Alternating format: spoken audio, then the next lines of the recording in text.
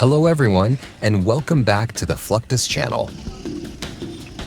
In the Eastern Democratic Republic of Congo, one of the toughest transport machines on the road is not powered by fuel, batteries, or an engine. It is a wooden scooter called the Chukudu, built by hand and pushed by human strength through the crowded streets of Goma and nearby towns.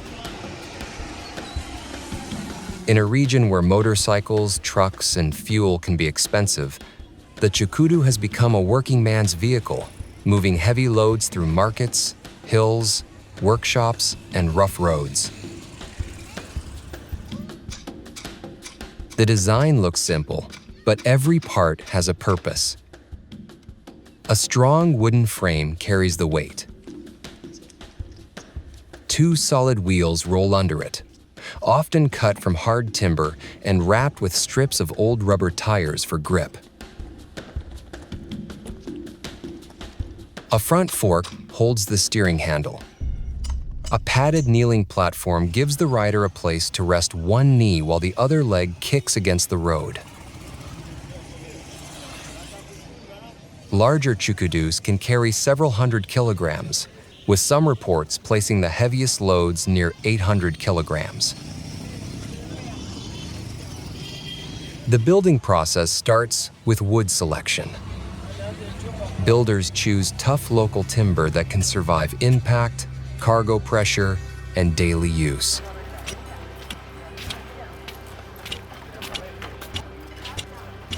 With saws, machetes, hand drills, chisels, hammers, and files, they cut the frame, shape the fork, carve the deck, and round the wheels. There is little factory machinery. Measurements are judged by experience, and the scooter comes together through patient cutting, fitting, and balancing.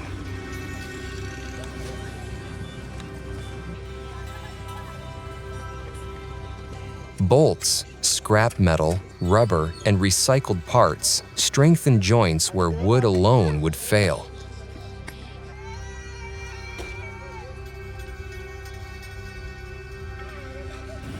Braking is just as practical.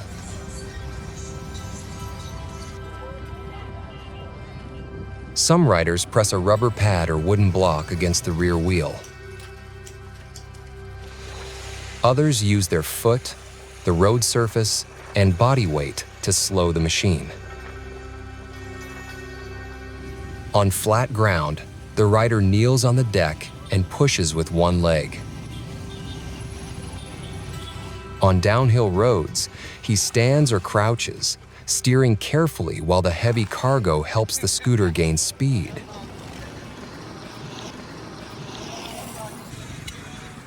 Balance becomes a survival skill, especially when the load is higher than the rider's shoulders. The cargo explains why the Chukudu matters. Men load sacks of charcoal, crates of drinks, farm produce, firewood, building materials, mattresses, furniture, water containers, and market goods. The loading process begins with positioning the scooter low and steady, stacking the heaviest items first, then tying everything with rope, rubber strips, or fabric.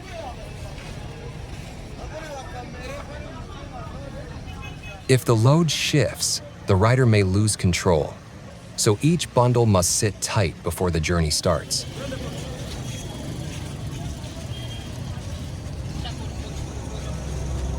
Goma's history gives the Chukudu a deeper meaning.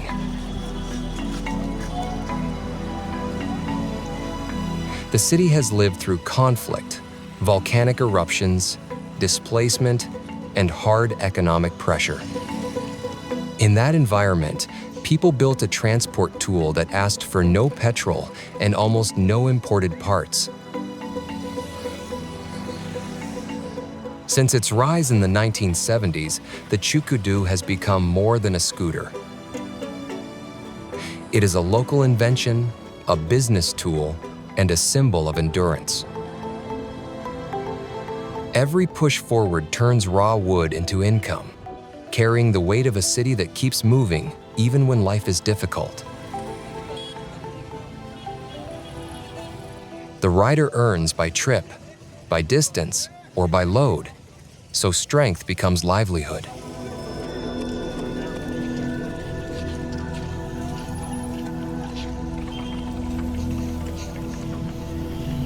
Repair is also local.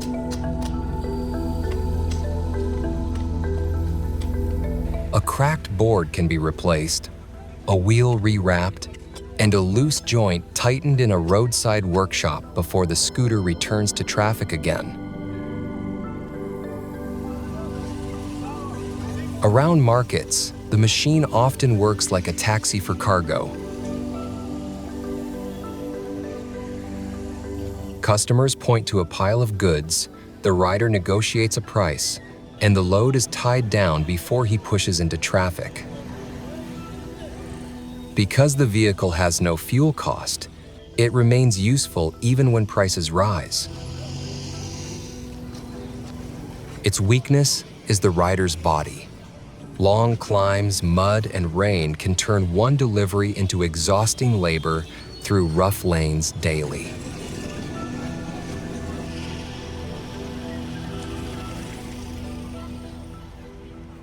In the Philippines, another handmade transport tool works closer to the ground.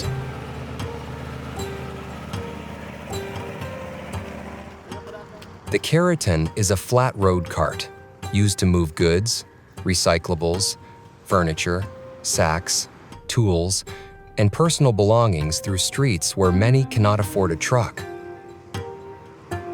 It may be built from wood, scrap metal, bicycle wheels, bearings, rope, and recovered parts. Like the Chukudu, it solves a real transport problem.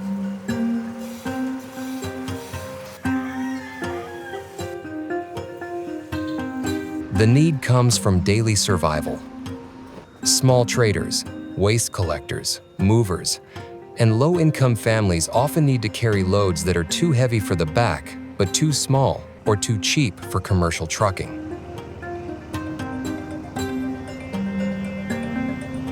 A keratin turns human strength into a rolling platform. It can move through neighborhoods, stop beside shops, collect scrap, or carry goods without fuel.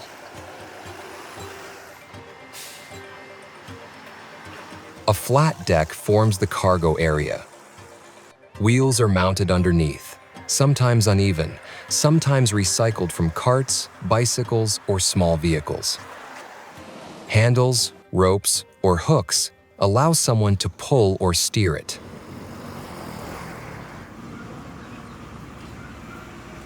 The risk begins when these carts enter busy roads.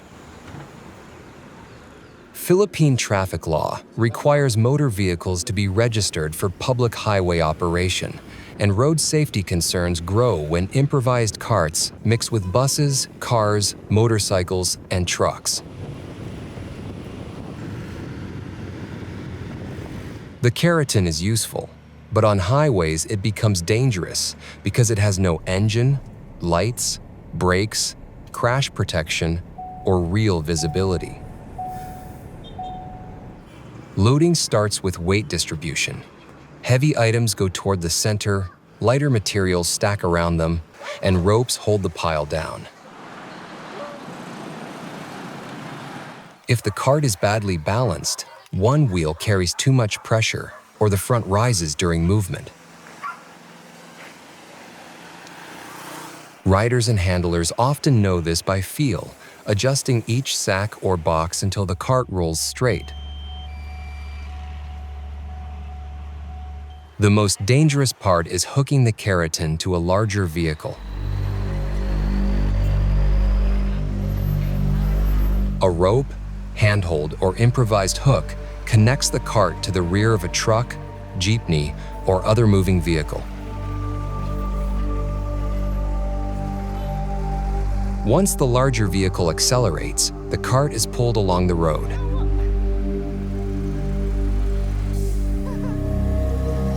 The person riding or steering the cart must crouch low. hold tight, and keep the wheels aligned.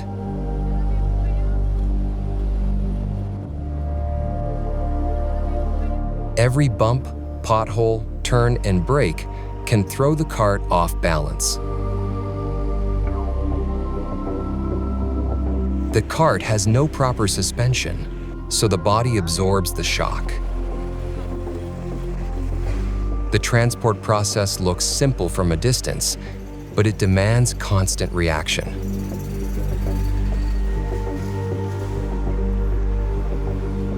If traffic slows, the cart operator must judge whether to stay connected, drag a foot for control, or release before collision.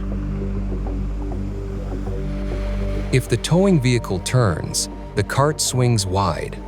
If the rope slackens, it can snap tight again. This is why the practice is risky, especially on highways where speed differences leave little time to recover from a mistake. Disconnecting is another skill. The operator waits for slower movement, releases the rope or hook, and lets the cart roll free while steering away from traffic. Once at the destination, unloading begins in reverse. Ropes are untied, lighter items removed first, then the heavy goods are lifted down. People know it is dangerous, but they use it because it is affordable, available, and familiar. Its story is not only about transport, it is about people building movement from scraps, because movement means work, and work means another day of income.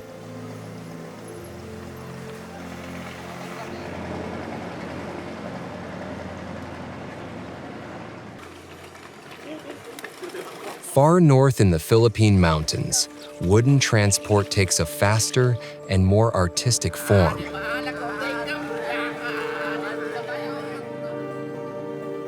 Banaue, in Ifugao province, is known for steep roads, highland farms, and the famous rice terraces carved into the mountainsides.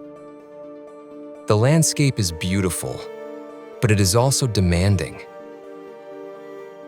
Homes, farms, and paths often sit on slopes where walking up and down with tools, crops, or firewood can exhaust the body before the day's work even begins. In this terrain, the Ifugao wooden scooter, sometimes called a local mountain scooter, became both transport and tradition.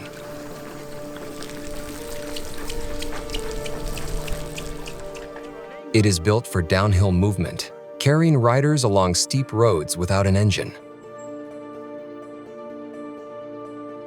For people living in the highlands, it offered a simple way to travel faster between fields, homes, and village areas, especially when carrying small loads or returning from work. Wood carvers such as Robert Q. Yugan, a bike builder in the Philippines, keep the craft alive. The process begins with choosing strong, workable wood.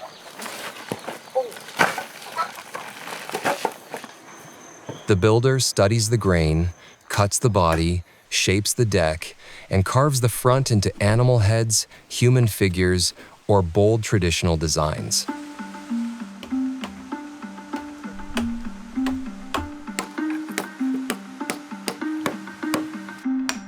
Hand tools give each scooter its character.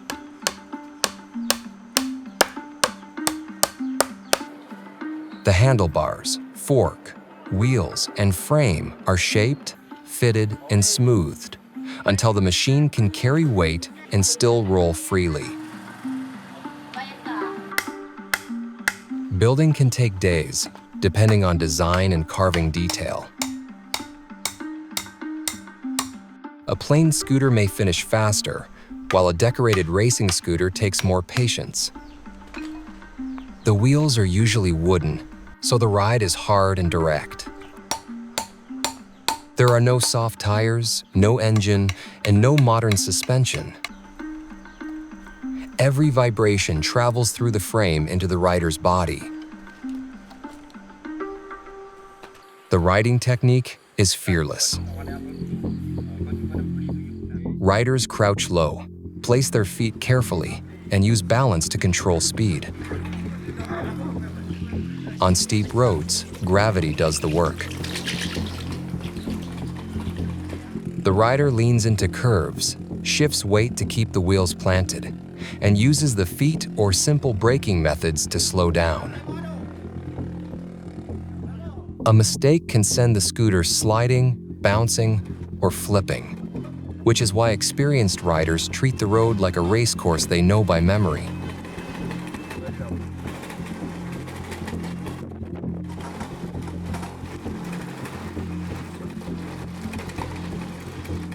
The scooters are also part of Ifugao identity. During the Mbaya festival in Banaue, wooden scooter racing became a crowd favorite, turning an everyday mountain tool into a celebration of courage, carving skill, and local pride. Riders race down roads, while spectators watch the carved machines flash past.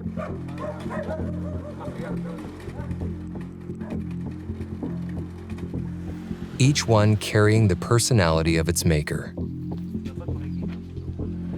This tradition links livelihood with art. The same hands that carve a scooter can carve figures, furniture, and cultural designs. The machine is useful, but it is also a moving sculpture.